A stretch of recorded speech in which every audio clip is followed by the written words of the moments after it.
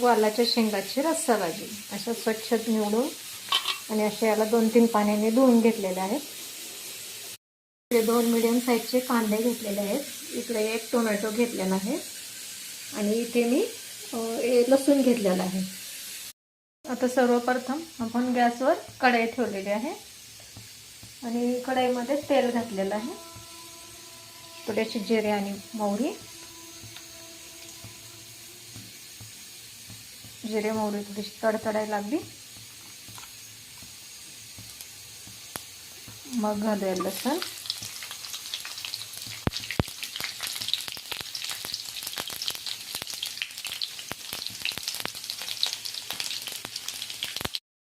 आता लसूण आणि कांदा असा गोल्डन फ्राय करून घ्यायचा.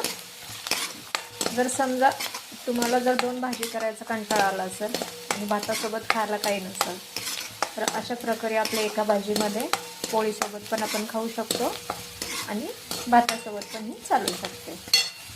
आता आपला कांदा टोमॅटो चांगला शिजत आलेला आहे. तर त्याच्यात आपण अर्धा चमचा हळदी घालूया आणि अर्धा चमचा धनेपूड घालूया. 2 चमचे लाल तिखट, तुमच्या आवडीनुसार कमी जास्त तिखट तुम्हाला कसं लागेल तसं, पण ही भाजी जरा झणझणीतच चांगली लागते.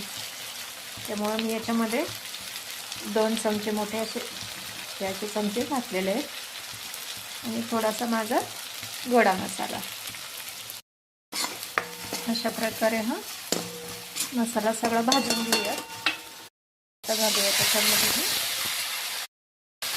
त्याच्यामध्येही आपण तेल चांगली फ्राय करून घ्यायची. मस्त चांगली फ्राय झाल्याशिवाय पाणी घालायची गडबड करायची नाही. चांगली फ्राय जर झाली नाहीत ना तर याची टेस्ट वेगळी लागते. त्याच्यासाठी अशी चांगली फ्राय करून घ्यायची त्या मसाल्यासोबत आणि तेलासोबत आणि नंतरच गरम पाणी घालायचं आपण याच्यामध्ये. आता अशी छानपैकी फ्राय झालेली आहे. आता याच्यात आपण घालूया चवीपुरतं मीठ. तुमच्या आवडीनुसार घालू शकता, कमी जास्त. कोणाला कमी लागतं, कोणाला बरोबर लागतं, त्यासाठी तुमच्या आवडीनुसारही मीठ घालू शकता आणि असं मिक्स करून घ्यायचं या भाजीला. कलरसुद्धा किती अप्रतिम आलेला आहे. आणि आपण याच्यामध्ये आता थोडंसं शेंगदाण्याचं कूट घालून मिळवून येण्यासाठी शेंगदाण्याचं कूट घातलेलं मी 2 चमचे. हे असं हलवून घेऊन